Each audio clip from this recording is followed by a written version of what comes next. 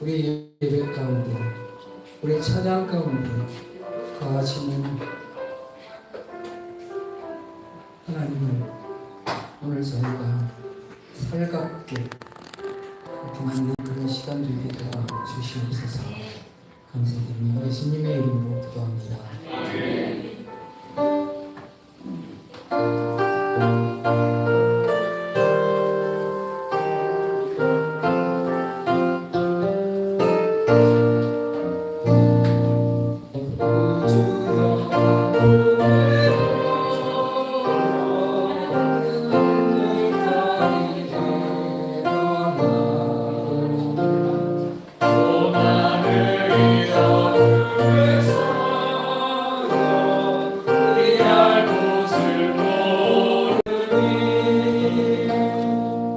우리가 죽게 된 것은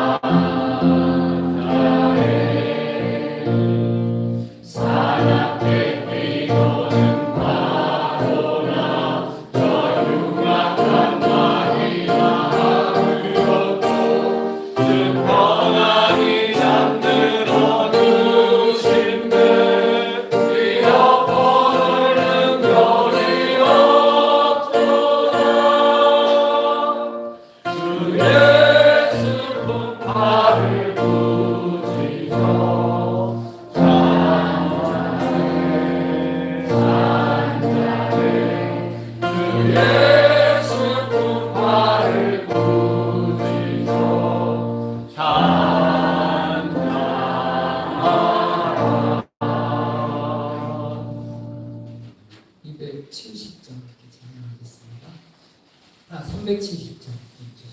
370점.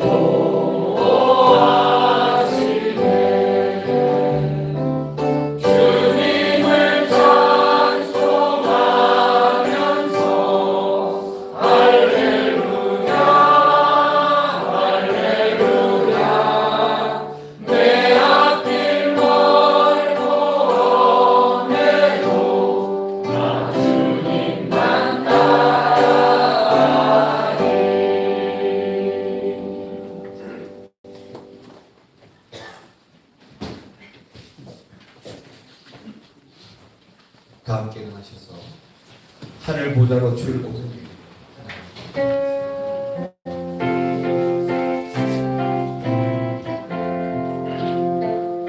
내 하나님 서신 바람에 무릎 꿇고 경배하리. 큰 권능과 영광이 가득한 내 아버지 되시는 곳, 오 하나님, 그 빛난 얼굴 배우며 두 손 들고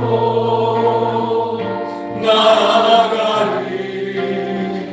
찬송과 존귀와 영광과 능력을 그 하늘 보좌 위에 주님께 하나님의 그 크신 사랑이 우리 죄를 사하셨네. 어린 양의 보혈의 은혜로 나 담대히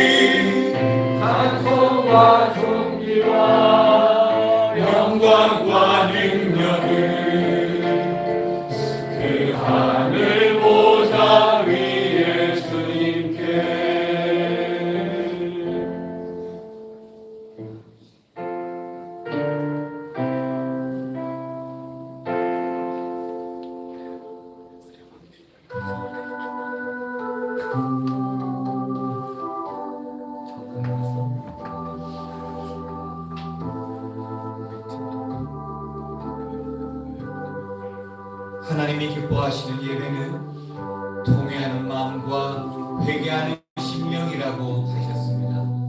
한 주간 이 나라와 민족을 위해서 기도합시다. 우리 가정을 위해서 기도하고 우리의 삶을 돌이켜보며 시간 먼저 회개하고 나아가기를 원합니다. 자매의 기도를 드리겠습니다. 하나님,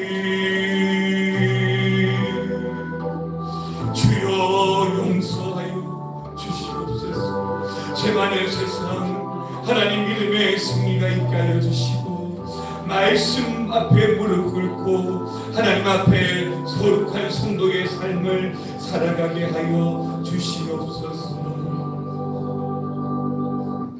은혜와 사랑이 많으신 아버지 하나님, 소망 없는 시대에 우리의 소망 되시며 우리의 구원자 되신 하나님을 바라봅니다. 오늘도 허락하신 귀한 주일을 통하여 하나님을 예배하기 위하여 찾아온 하나님의 자녀들을 기억하여 주시고 마음과 뜻과 힘과 정성 다하여 하나님 바라며 예배하기를 원하오니 주여 영광받아 주시옵소서. 예수님의 이름으로 기도드리옵나이다. 아멘. 찬송가 322장을 찬송하겠습니다.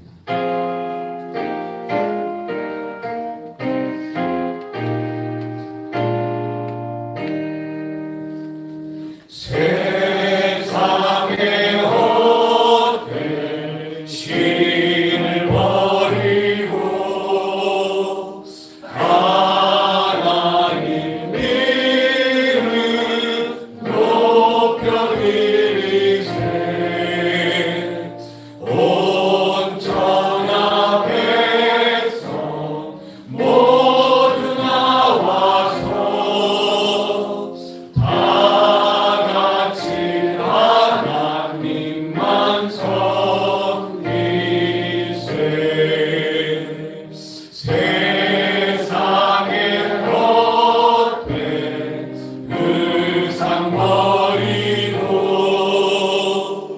인간의 모든 불의영화와 거짓과 불을 모두 버리고 온전히 하나님만 섬기세. 주님의 백성 서로 헤아려 시기와 미움 아주 버리고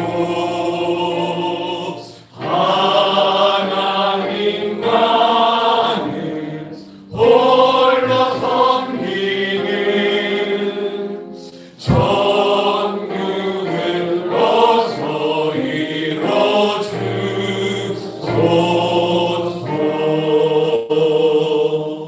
아멘.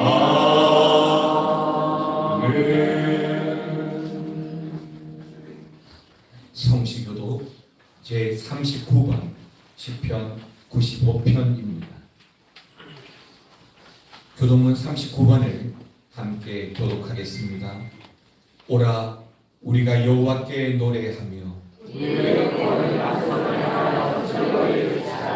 우리가 감사함으로 그 앞에 나아가며 여호와는 크신 하나님이시요 땅의 깊은 곳이 그의 손안에 있으며 바다도 그의 것이라 그가 만드셨고 오라 우리가 굽혀 경배하며 그는 우리의 하나님이시요 우리는 그가 기르시는 백성이며 그의 성이 돌보시는 양이기 때문이라. 아멘. 사도신경으로 우리의 신앙을 고백하겠습니다. 전능하사 천지를 만드신 하나님 아버지를 내가 믿사오며 그 외아들 우리 주 예수 그리스도를 믿사오니 이는 성령으로 잉태하사 동정녀 마리아에게 나시고 본디오 빌라도에게 고난을 받으사 십자가에 못 박혀 죽으시고 장사한 지 사흘 만에 죽은 자 가운데서 다시 살아나시며 하늘에 오르사 전능하신 하나님 우편에 앉아 계시다가 저리로서 산자와 죽은 자를 심판하러 오시리라. 성령을 믿사오며 거룩한 공예와 성도가 서로 교통하는 것과 죄를 사하여 주시는 것과 몸이 다시 사는 것과 영원히 사는 것을 믿사옵나이다. 아멘. 자리에 앉으셔서 찬송가 488장을 찬송하겠습니다.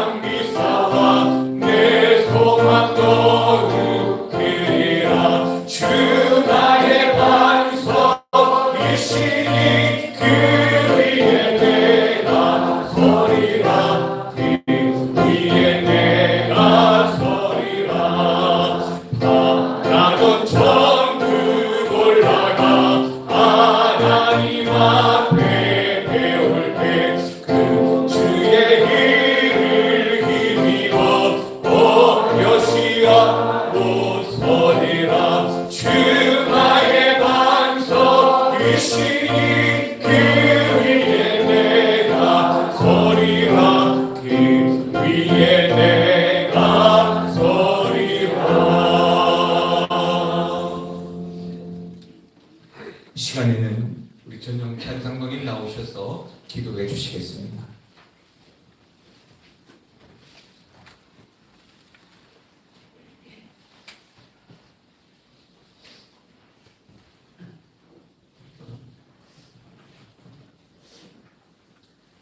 은혜와 사랑이 풍성하신 하나님 아버지, 온 세상을 말씀으로 창조하시고 가을의 빛으로 물들어가는 아름다운 계절에 하나님의 위대하심을 찬양합니다.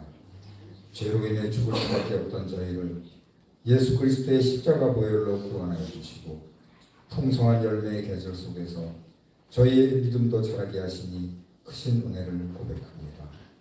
거룩한 주님의 날 복된 예배의 자리로 불러주심에 감사드리며 이 예배 시간을 통해 저희가 다시금 주님과 깊이 연결되기를 원합니다.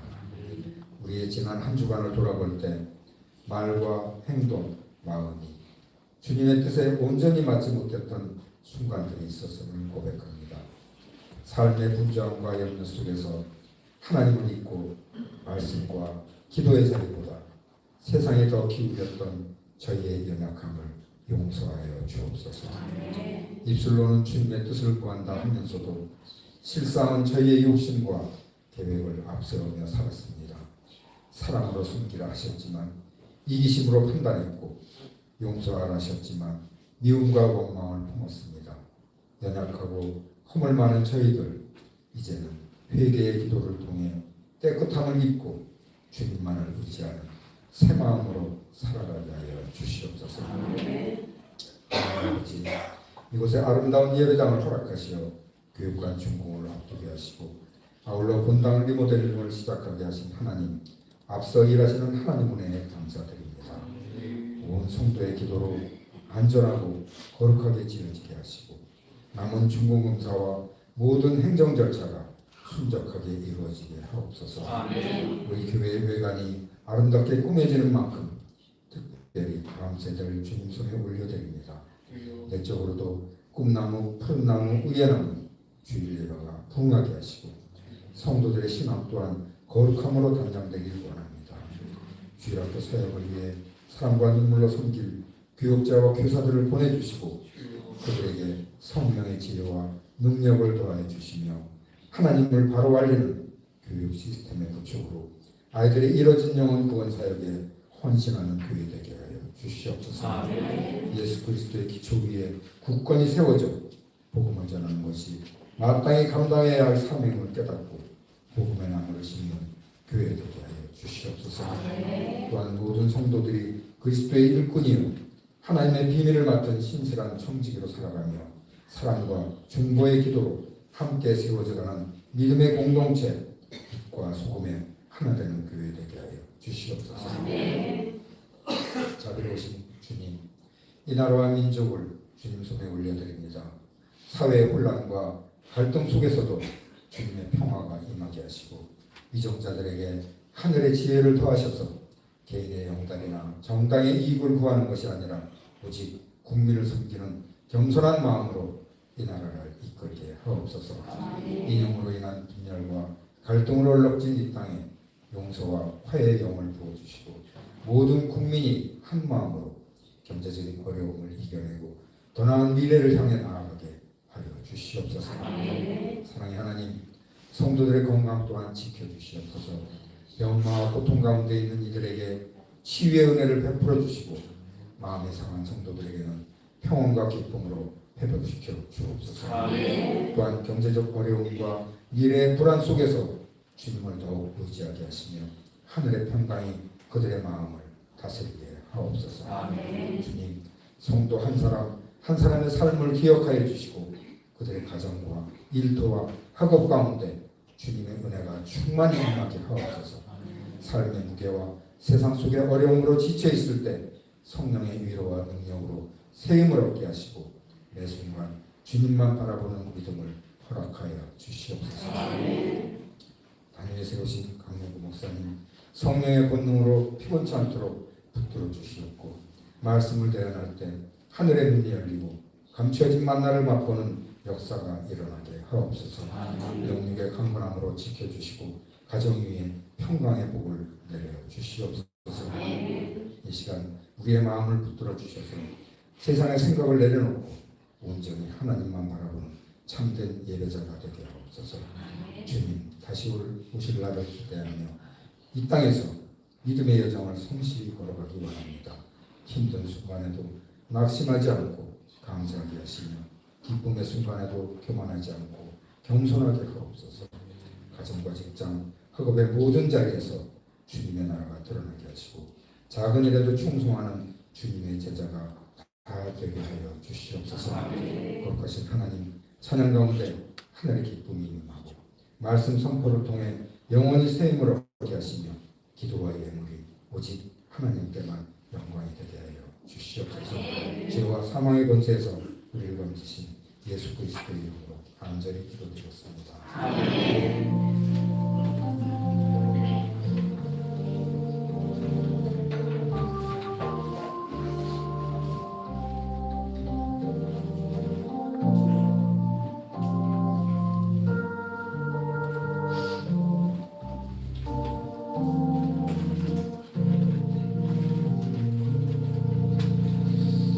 감사합니다. 오늘 주일 아침에 우리에게 주신 하나님의 말씀은 시편 88편에 있는 말씀입니다. 시편 88편 10절에서 18절까지 한 절씩 보겠습니다.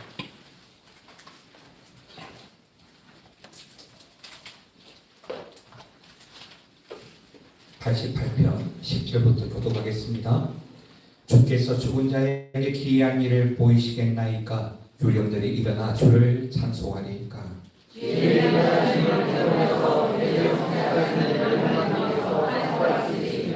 흑암 중에서 주의 기적과 이즘의 땅에서 주의 공의를 알 수 있으리까.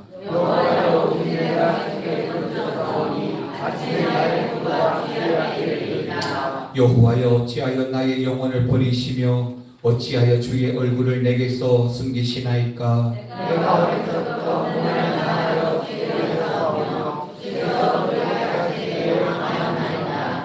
주의 진노가 내게 넘치고 주의 두려움이 나를 끊었나이다.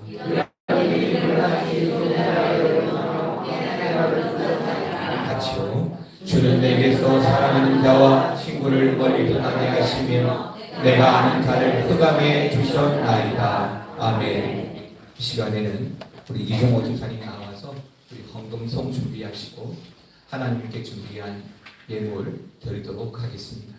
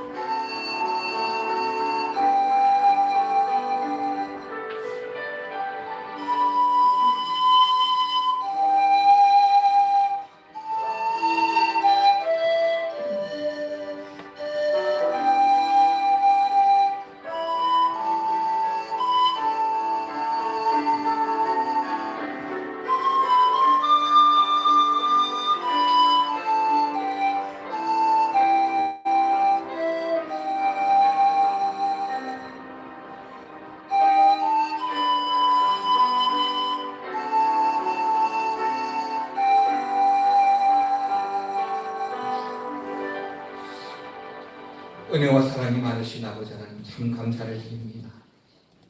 지난 한 주간에도 좋은 날씨 가운데 우리 성도들의 가정들을 지켜주시고 또 직장과 사업처를 지켜주셔서 허락하신 주일 건강함으로 하나님을 예배하게 하신 것을 참으로 감사를 드립니다.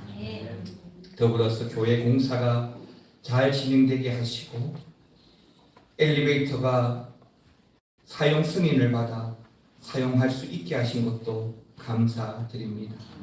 이제 남아있는 주중에 본당 리모델링의 완공과 또 주중에 신청이 들어갈 준공검사까지 하나님께서 간섭하시고 시작하신 이도 하나님이시요 마무리지어 성취하신 하나님이심을 우리 모든 성도들이 함께 찬양하고 경배하게 하여 주시옵소서. 하나님 모자라는 인생 또 부족한 부분 하나님께서 함께 하시고 붙잡아 주시고 채워주셨다 믿습니다. 우리 교회도 지난 58년간 하나님께서 지켜주시고 이끌어와 주셨으며 앞으로 지역에 하나님의 복음의 처소로서 그 등대의 역할을 잘 감당할 수 있도록 교회 모든 공사의 완료와 더불어 하나님께 영광 올려드리는 우리 하나되는 교회가 되게 하여 주옵소서. 우리 장로님 한 분 한 분들을 다 기억하여 주시고 우리 안수 집사님, 권사님 모든 집사님들 위에도 기름 부어 주셔서 주 안에 하나 되어 날마다 십자가 그늘 아래로 나아가며 믿음의 소망의 삶을 순적하게 살아갈 수 있도록 주여 지켜주시기를 원합니다. 꿈나무 위에서부터 푸른 나무, 의의 나무, 심히 미약한 주일학교지만 하나님께서 함께 하셔서 주일학교 예배를 시작하게 하셨으면 올해는 하나님 우리 주일학교 부흥의 그 원년이 되게 해주시고 기도하신 대로 보내주실 교역자와 준비된 교사들 성도들의 협력 기도와 더불어서 다시 한 번 더 다음 세대를 세워나가며 변함없이 주의 나라를 이끌어 이루어가는 우리 하나되는 교회가 되게 하여 주시옵소서. 하나님께서 식빵과 전도 폭발 후반기 사역들을 열심히 하고 있는 가운데 있습니다. 성경 봉독과 더불어 교회의 모든 사역들이 주의 뜻 가운데 신실하게 잘 이루어져 가게 하시고 그림자와 같이 교회를 위하여 기도하고 수고할 때마다 그 손길 위에 함께하여 주시고 기억하여 주시사 그 섬김과 봉사가 헛되지 않게 하여 주시옵소서. 하나님 연약한 성도, 병든 영혼, 멀리 떨어져 있는 가족들에 이르기까지 하나님 함께해 주실 줄 믿습니다. 치유하고 회복케 하실 줄 믿습니다. 주여 은혜를 내려 주시옵소서. 시간에 정성껏 마련하여서 하나님 앞에 감사 예물 드렸습니다. 11조 드렸습니다. 마땅히 드려야 할 예물 드리지만 드림으로 말미암아 참으로 감사하고 드림에 있어서 드린 손길과 기도의 제목 또한 드릴 수 있도록 그 손길과 가정과 사업처와 직장을 축복해 주셔서 흔들어 부으시는 하나님의 은혜가 더욱더 번성하게 하여 주시옵소서. 건축원금 드렸습니다. 어려운 가운데도 건축원금으로 말미암아 하나님 교회를 짓게 하여 주시고 여러 선물을 드리게 하시고 하나님의 전이 완성되어져 가게 하심을 감사합니다. 드린 손길 하나하나 다 기억하여 주시고 작정하게 하여 주셨음에 주님 기쁘게 받아주시며 성도 예물을 통하여 복음이 땅끝까지 이루어지도록 귀하게 쓰임받게 하여 주시옵소서. 하나님 우리가 돕고 후원하는 선교사님들과 국내 미자리 교회를 기억하여 주시고 어느 곳에서든 복음 전할 때마다 힘 주시고 건강 주시고 은혜의 은혜를 더하여 주시옵소서. 목장과 주일 기타 여러 예물도 드렸습니다. 주여 받아주시옵소서. 예수님의 이름으로 기도드리옵나이다. 아멘.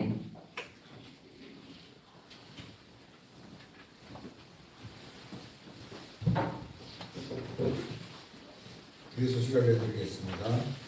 처음 오신 분들 진심으로 환영합니다. 등록하셔서 함께 신앙생활 시작합니다. 2025년도 올해 교회는 말씀과 은혜의 풍성함으로 살아가는 성, 영광스러운 예배와 제자를 세우는 교회입니다. 신약 통독방을 운영하고 있습니다.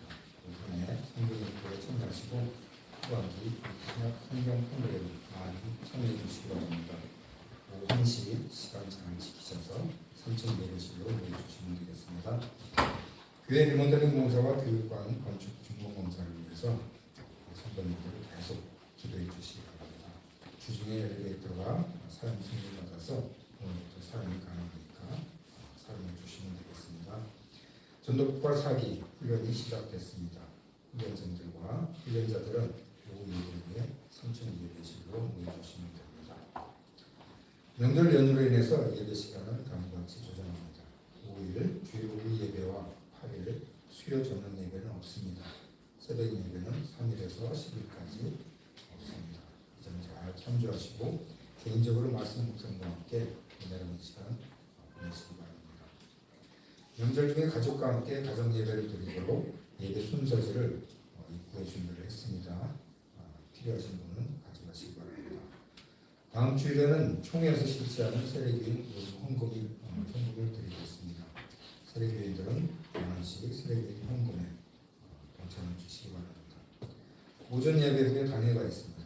다음 주일에는 4개 여정의 원례가 있겠습니다. 이번 주 칭찬교회는 정순의 권사님이십니다. 칭찬을 주시기 바랍니다. 교회 소식을 듣고서 말씀드리겠습니다. 엘리베이터가 사용 승인을 받아가지고 지난 금요일부터 사용을 할 수 있었는데요. 문을 잠궈놨다가 오늘부터 쓰기 위해서 어제 밤늦게 엘리베이터를 개방했습니다. 제가 몇몇 분을 보니까 우리 교회 엘리베이터 있는 것이 너무 좋아서 그러시겠지만 3층 갔다가 2층 갔다가 2층 갔다가 그러시는 분도 있더라고요. 하나님의 은혜입니다. 그렇게 하셔도 됩니다. 얼마 안 가실 테니까. 어쨌든 사용 승인을 받아서 엘리베이터 사용할 수 있는 것도 감사하고, 또 이번 주 내일겠죠. 아마 준공공사 신청을 들어갑니다. 그러면 빠르면 한 달 안에 통과할 수도 있고, 또 부족한 부분이 시작이 되면 다음 달로 좀 넘어갈 수 있는데, 바라기는 우리가 추수감사절 그때에 우리 교회가 파티처럼 추수감사절과 준공감사 예배를 함께 드리면서 그동안 우리 교회에 적을 두었다가 나가신 분들 초청해서 또 우리 팸플러 팀도 교회 준비해가지고 자녀도 좀 하고 그렇게 해서 하나님 앞에 또 감사로 축제로 그렇게 예배 드릴 수 있는 시간이 되기를 바랍니다. 그러기 위해서라도 여러분 기도해 주시고 또 마음 모아서 함께 협력해 주시기를 바랍니다. 그리고 세례교인 의무 헌금은 여러분들이 헌금하시는 대로 우리 교회 총회에 등록되어진 세례교인 수가 있습니다. 그만큼 저희가 총회에 그대로 올려드리는 겁니다. 그 세례교인 의무 헌금을 또 차질 없이 다음 주에 여러분 헌금해 주시면 총회에 올리도록 그렇게 하겠습니다. 이번 주 칭찬교회는 우리 정순 권사님이십니다. 우리 정순이 권사님 있으시고요. 칭찬하고 축복하겠습니다. 당신은 사랑과 위에 태어난 사람, 지금도 뒷사랑 받고 있지요. 당신은 사랑받기 위해 태어난 사람, 지금도 뒷사랑 받고 정순이 권사님 칭찬하고 축복합니다. 옆에 계시는 분들에게 칭찬 축복하겠습니다. 주님의 이름으로 환영하고 축복합니다. 축복합니다. 모두 인사하겠습니다. 믿음의 동력자이십니다. 이 시간에 우리 김원경 권사님 나오셔서 우리 건축 기도 하시고 이어서 찬양을 드리겠습니다.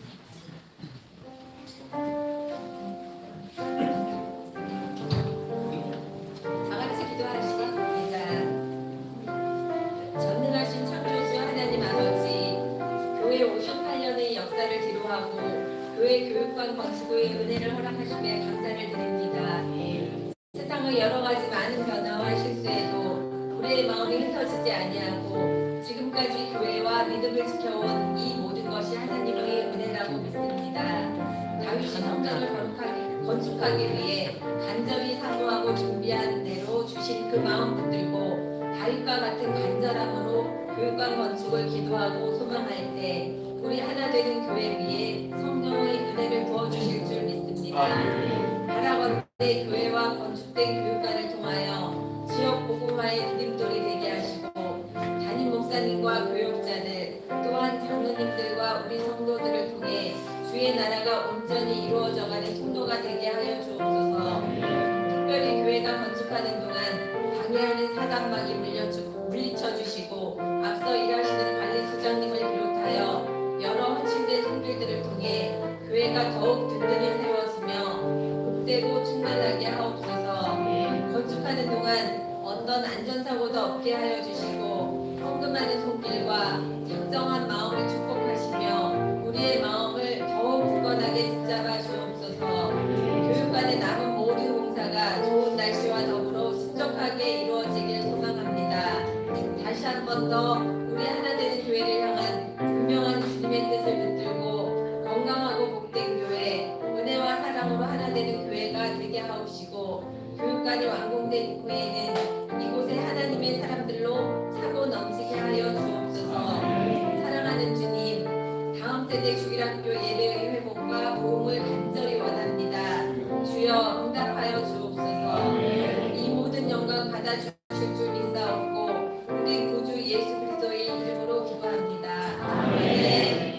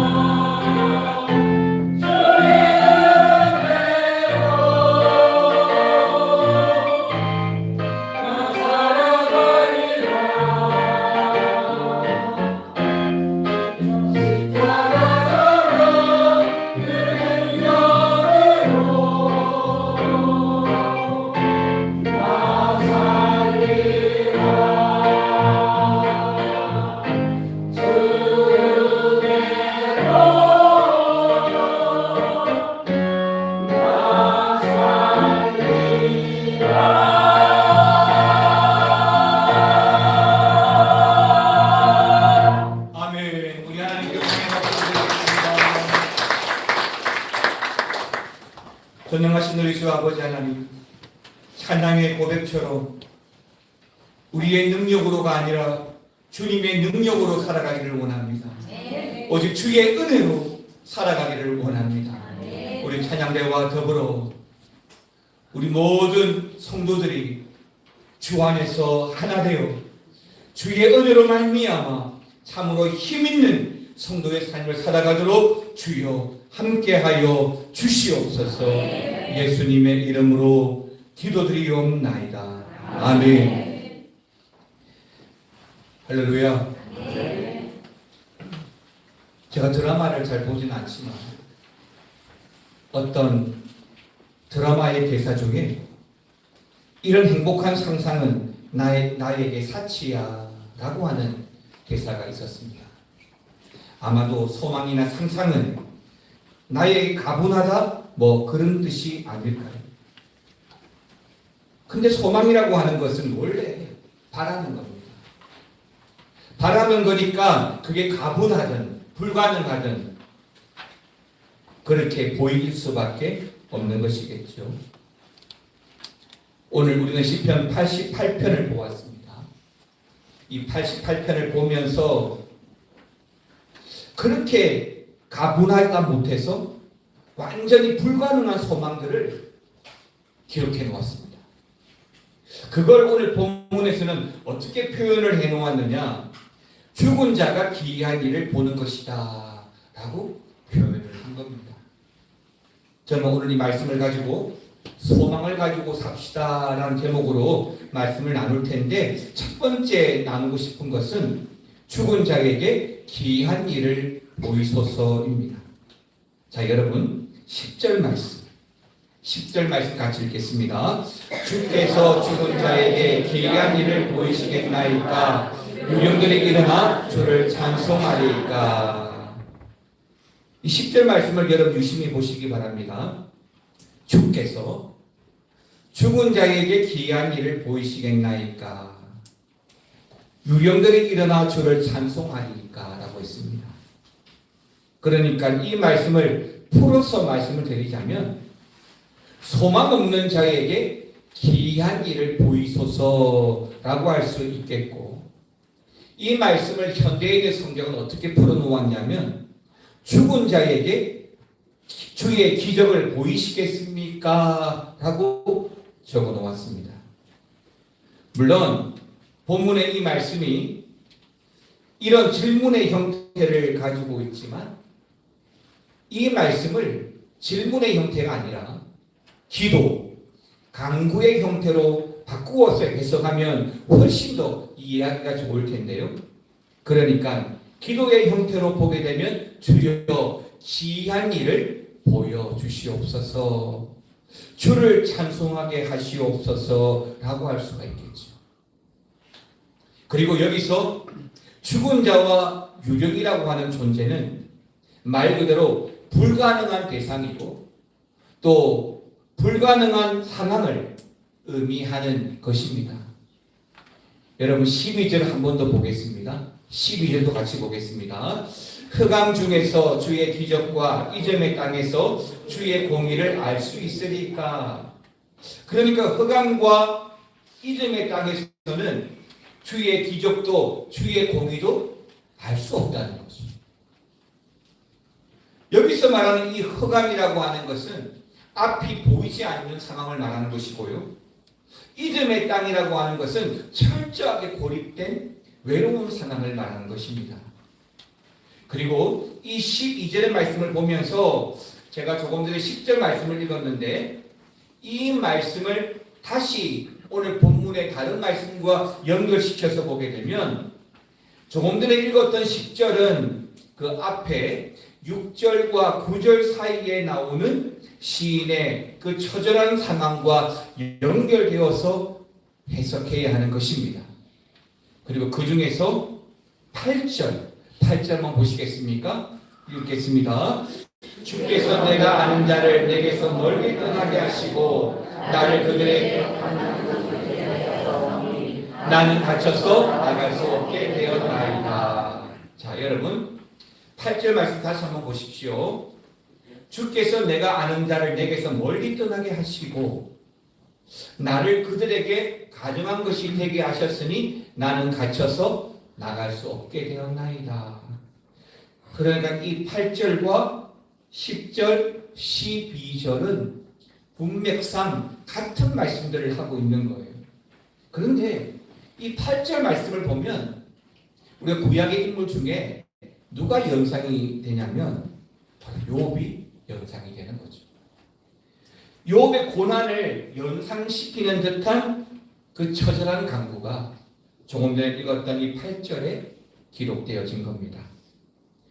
욥이 어떤 사람입니까? 동방의 의인입니다. 하나님이 인정한 믿음의 사람입니다. 그럼에도 불구하고 모든 재산을 다 빼앗기죠. 자녀들도 빼앗깁니다. 건강도 잃어버린 상태에서 이제는 아내와 친구들마저 모두 멀어지게 되는 상황입니다. 바로 이 상황이 12절에서 보았던 이즘의 땅인 거죠. 외로움, 슬픔, 이즘의 땅을 말합니다. 그리고 6절 한번 보시겠습니까? 6절 읽겠습니다. 주께서 나를 깊은 웅덩이와 어둡고 음침한 곳에 두셨사오며. 6절 말씀은 구약의 인물 중에 또 누가 상상이 될까요? 요셉입니다. 요셉의 고난을 상상할 수 있는데요. 형들로부터 미움과 시기를 받아서 살인의 위협을 받게 되고 깊은 웅덩이에 빠뜨려지고 주인 보디발 아내에게 모함을 받아서 감옥 음침한 곳에 가두어지게 됩니다. 그러니까 12절에서 말하는 흑암, 그 흑암 중에서의 상황인 것입니다. 그러니까 이 이즘의 땅, 이 흑암, 이 둘 다 어떤 상황이냐면 한마디로 말하면 소망이 없는 상태, 소망을 가질 수 없는 상태를 보여주고 있는 것이죠. 성경 한 구절 더 보겠습니다. 이사야 43장 19절입니다. 시작.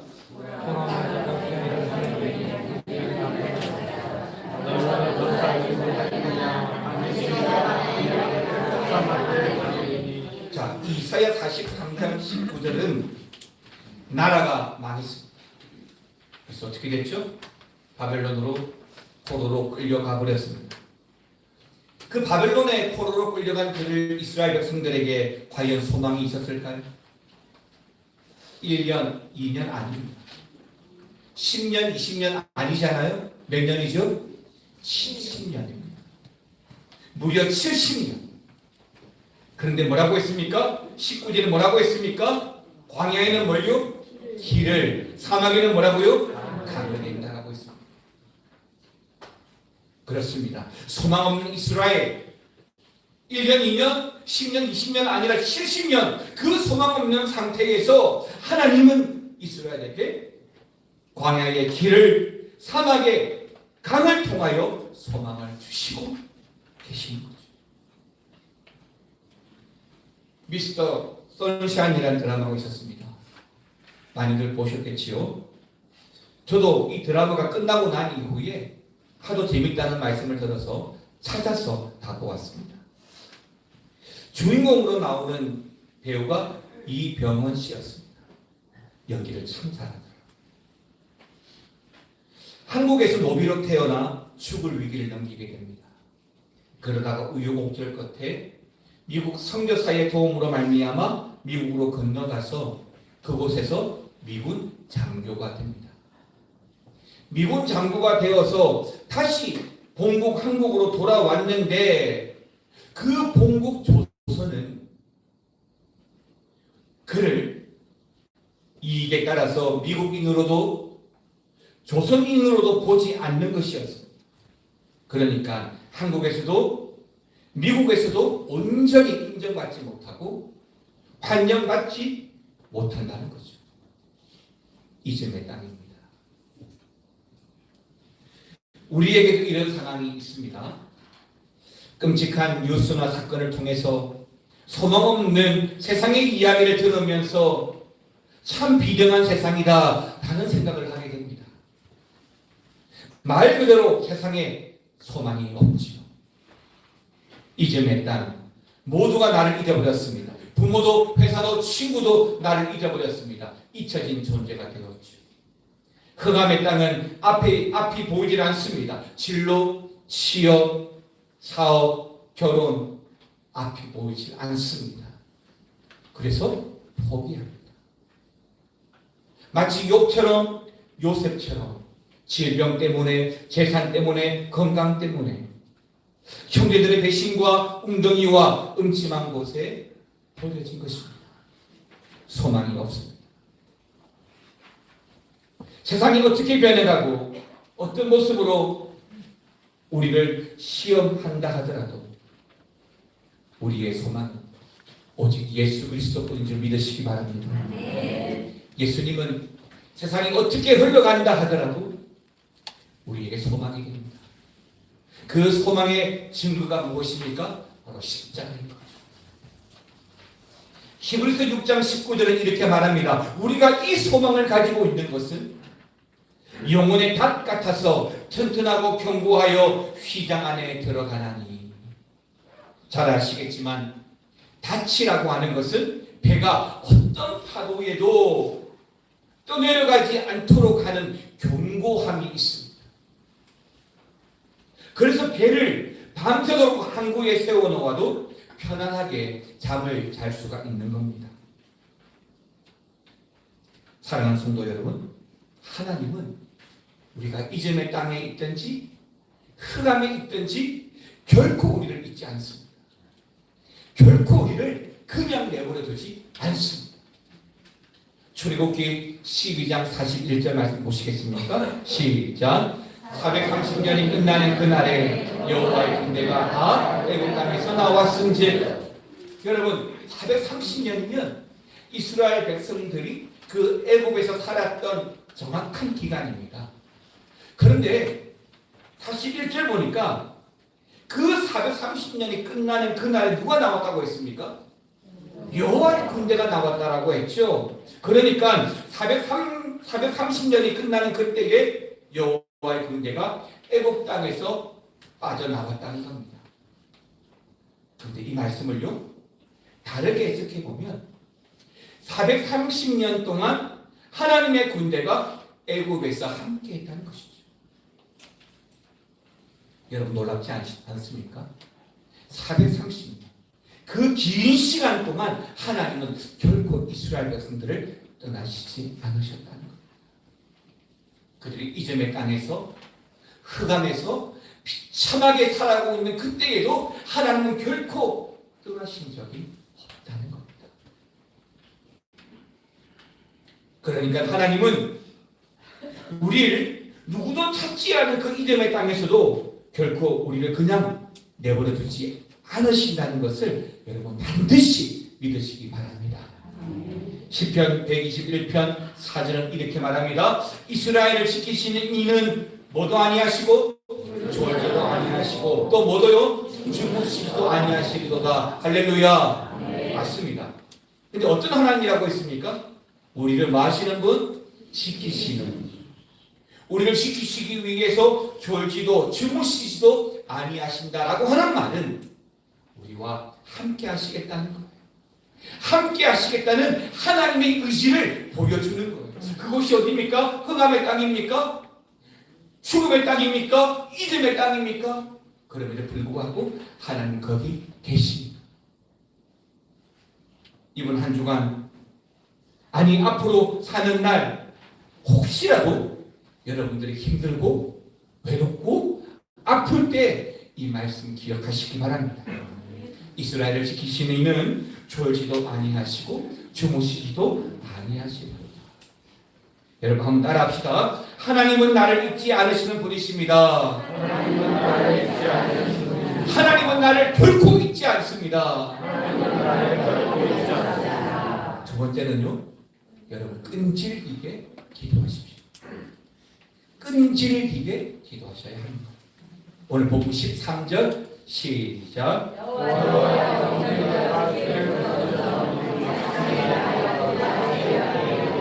자, 여러분 보십시오. 여호와여 오직 내가 주께 부르짖었사오니 아침에. 그러면 기도는 언제 했다는 이야기예요? 아니에요. 밤에 했는데 응답은 언제 왔어요? 아침에 왔어요. 이 88편은 고뇌시거든. 고뇌하는 시인의 고백인데, 그러니까 현실이 안 바뀌는 거예요. 내가 아무리 노력하고 애를 써도 이놈의 현실은 늘 그대로인 거예요.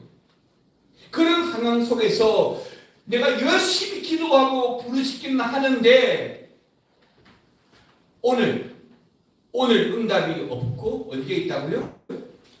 아침에, 다음 날 아침에 주님 앞에 이른다는 겁니다. 뭐죠? 더디다는 거예요. 누가 볼 때? 내가 볼 때. 나는 밤에 기도했는데 기도의 응답은 아침에. 나는 더딘 거예요. 나에겐 더뎌요. 근데 여기서 이 아침이라고 하는 말, 이 말의 히브리어가 뽀게르이거든요. 쪼개다, 열다 하는 의미입니다. 다시 말하면 아침은 어둠을 쪼개고 아침을 연다라는 단어가 히브리어인 거죠. 그리고 다음 구절 보시면 기도했지만 여전히 응답이 없는 것 같은 상황이 계속 또 이어질 수 있다는 겁니다. 자, 여러분 세 절의 말씀을 볼 건데요. 14절과 15절과 17절 다 같이요. 여호와여 어찌하여 나의 영혼을 버리시며 어찌하여 주의 얼굴을 내게서 숨기시나이까. 내가 오늘 적부터 고난을 당하여 주께 배웠사오며 주께서 두렵게 하실 때에 당하였나이다. 이런 일이 불같이 종이 나를 깨우며 함께 나를 불러서나이다. 여러분 14절, 15절, 17절. 그러니까 13절에서 기도했는데 아침에 주의 앞에 이 기도가 이른다는 거, 응답이 있다는 거. 그런데 그러면 나아져야 되잖아요. 근데 14절, 15절, 17절 보니까 기도하였음에도 불구하고 상황이 바뀌지 않는 거. 기도하면 도깨비 방망이처럼 응답이 뚝뚝 떨어져야 되고 상황이 바뀌어져야 되고 불의가 무너지고 하나님의 가르침에 승리해야 되는데 상황이 그대로인 거. 그럼 본문에서 시인이 어떻게 기도하고 있죠? 다시 한번 보십시오. 아침이 뭐라고 했습니까? 히브리어로 뽀게르. 뜻이 뭐라고요? 밤과 어둠, 흑암을 쪼개고 아침을 연다. 다시 말하면 밤과 어둠을 쪼개고 흑암을 쪼개고 아침이 올 때까지 뭐 해야 된다고요? 맞아요. 그렇게 해야 된다. 신앙생활 하면서 여러분 나는 한 번도 기복이 없었어요. 소원 들었어요. 없을 겁니다. 나는 항상 쭉쭉쭉쭉 잘 나갔어. 손들었어요. 반대로 나는 신앙생활 시작하면서 항상 손들어봤어요. 없어요. 인생도 똑같아요. 인생도 늘 성공만 하는 사람 없고 늘 실패만 하는 사람 없어요. 그건 내가 느끼는 감정이죠.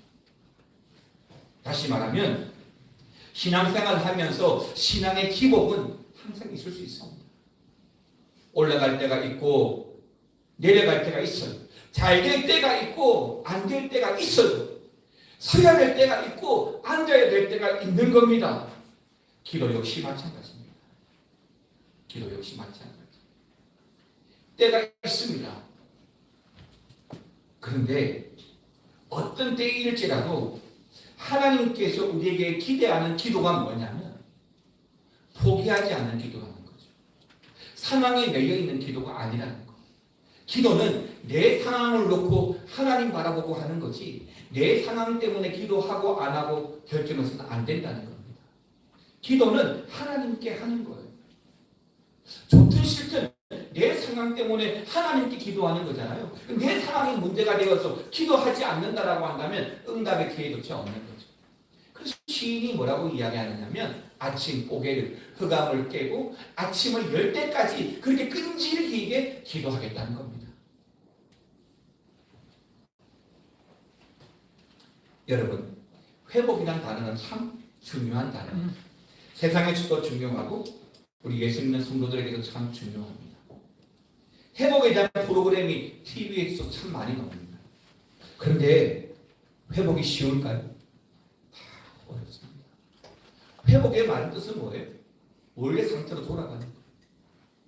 이게 쉬워요? 절대 안 쉽습니다. 내가 한번 시험에 들었어요. 시험에 들었는데 다시 원래 상태로 올라오는 게 쉬워요? 절대 안 쉽습니다. 건강을 한번 잃었어요.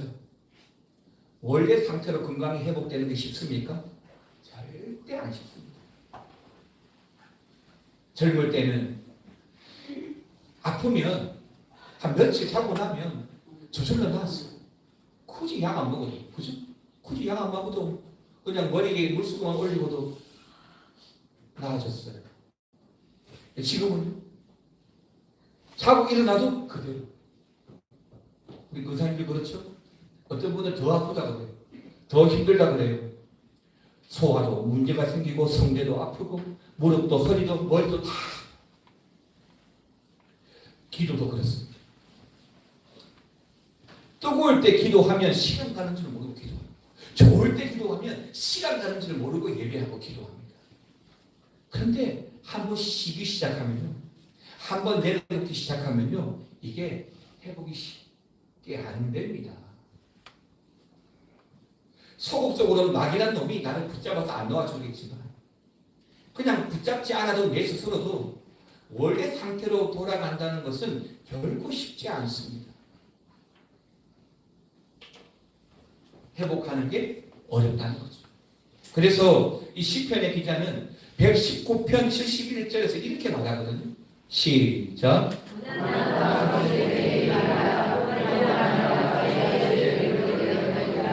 고난 당한 것이 뭐라고요? 내게 유익이다. 제가 이 설교 많이 했어요. 그죠? 고난 당하는 것이 왜 유익이 될까? 누구도 고난을 원하지 않잖아요. 할 수만 있다면 피하고 싶잖아요. 근데 성경은 왜 고난이 자꾸만 내게 유익이라고 이야기하죠? 왜 고난이 변장된 축복이라고 자꾸 이야기할까요? 이로 말미암아 뭐라고 했습니까? 내가 주의 이것 때문에 내가 주의 말씀을 알게 되었다는 것. 고난 때문에 내가 주님의 말씀의 뜻을 비로소 배우게 되었다는 것. 지난주에 제가 저희 아버지에 대해서 한번 말씀드렸는데 어릴 때는 눈에 보이는 대로 판단하고 눈에 보이는 대로 말하잖아요. 부모의 마음, 아버지 마음 잘 모르죠. 언제 알아요? 결혼하고 애 낳고 지도 똑같이 고생해보면 그때 가서 부모의 마음을 알게 되는 겁니다. 그러니까 아무리 어릴 적에 너는 부모의 마음을 몰라 그게 부모의 마음이야 아무리 이야기해도 다 빠져나와. 근데 말 안 해도 나이가 들면 알아죠. 다시 말하면 고난의 삶을 통해서 내가 성숙을 배우게 되고 그 성숙을 통해서 내가 어른이 되는 겁니다. 그리스도인들에게 고난이 왜 유익이 되느냐? 이 고난을 통해서 주의 말씀을 붙들기 때문인 거죠. 그런데 그렇게 주의 말씀을 붙들면 평상시에는 그냥 지나갔던 말씀이 그날따라 보이는 거예요. 그날따라 그 말씀이 내 가슴에 요동칩니다. 그럴 때 역사가 일어나는 거예요.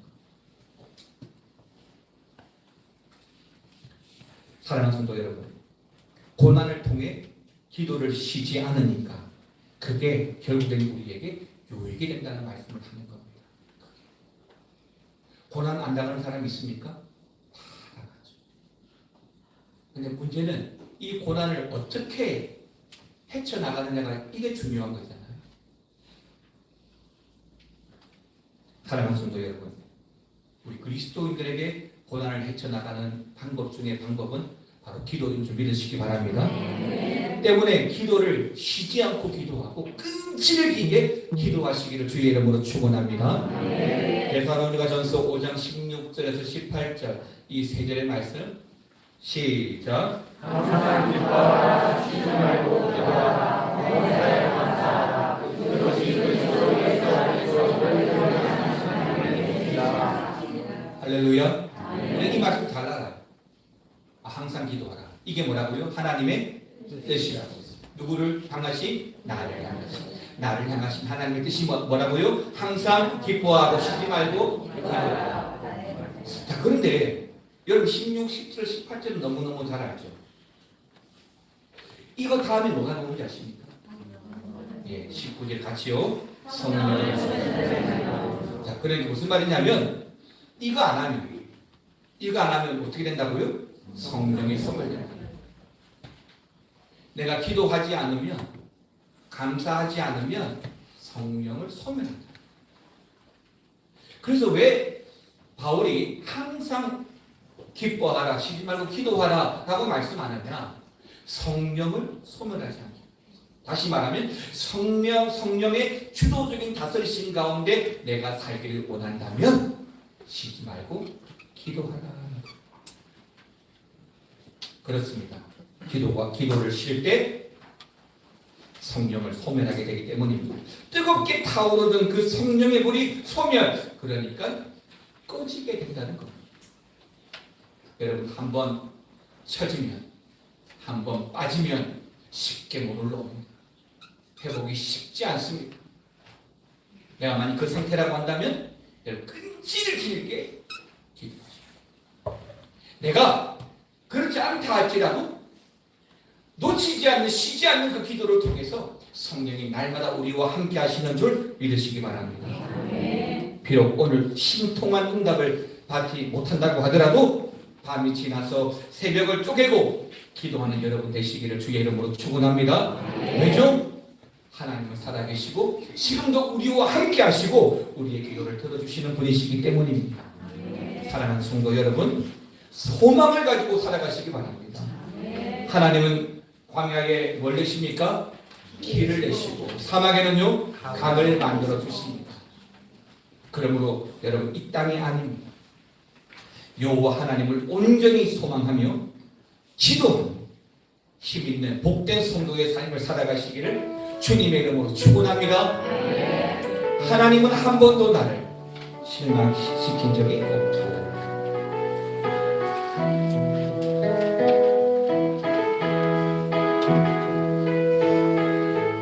고백합시다. 하나님 한 번도 나를 실망시킨 적 없으시고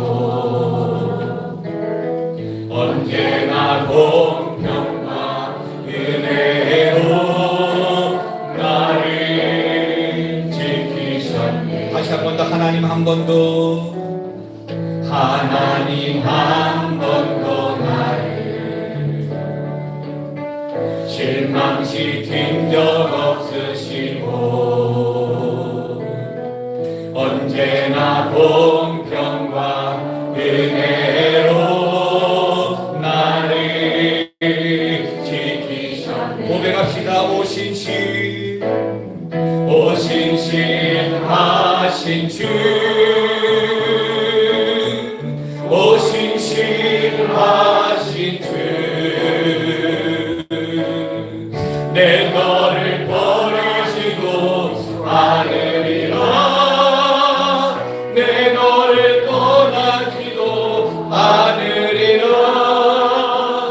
약속하셨던 주님 그 약속을 지키사 이후로도 영원토록 나를 지키시리라 확신하 지나온 모든 세월들 지나온 모든 세월들 돌아보아도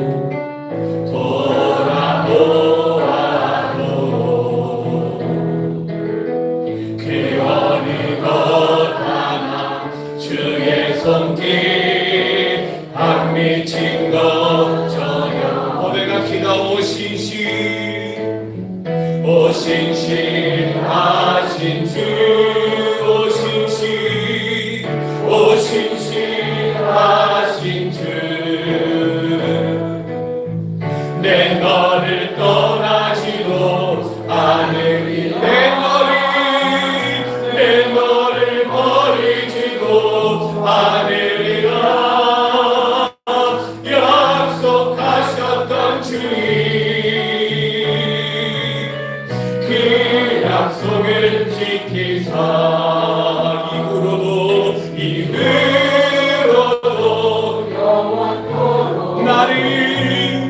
나를 지켜 함께 일어나셔서 오신실하신 주 오신실하신 주 오신실하신 주 내 너를 버리지도 않으리라 내 너를 버리지도 않으리 약속하셨던 주님 그 약속을 지키사 이후로도 영원토록 나를 지키시리라 확신 이후로도 영원토록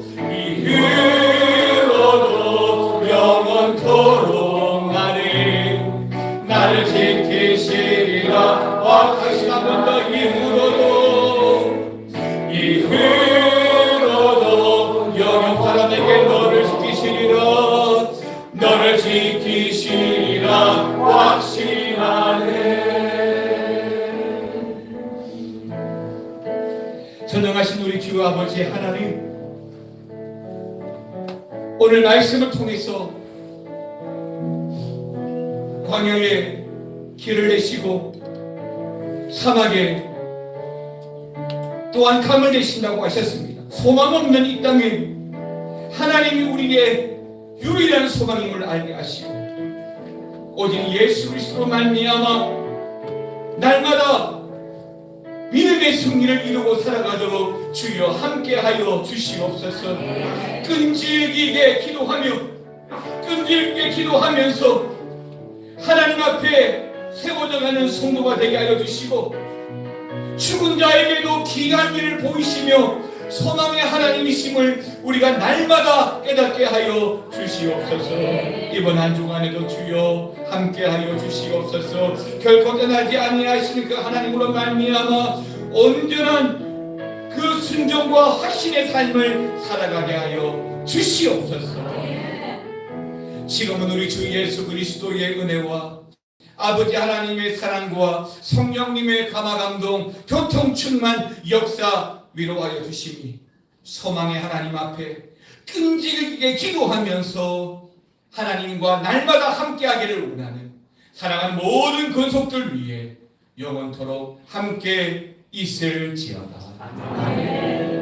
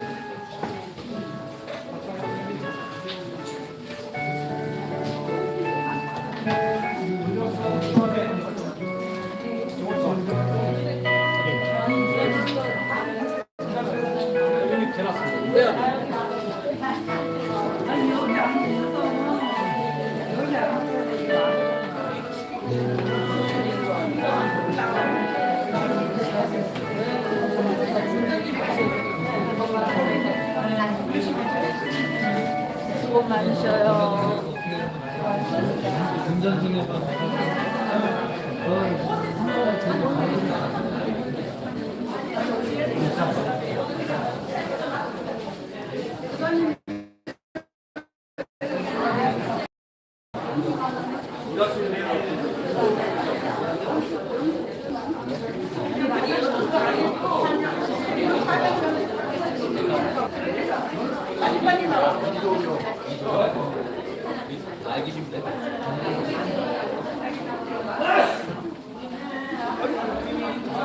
아침에 오늘 못 봤어요.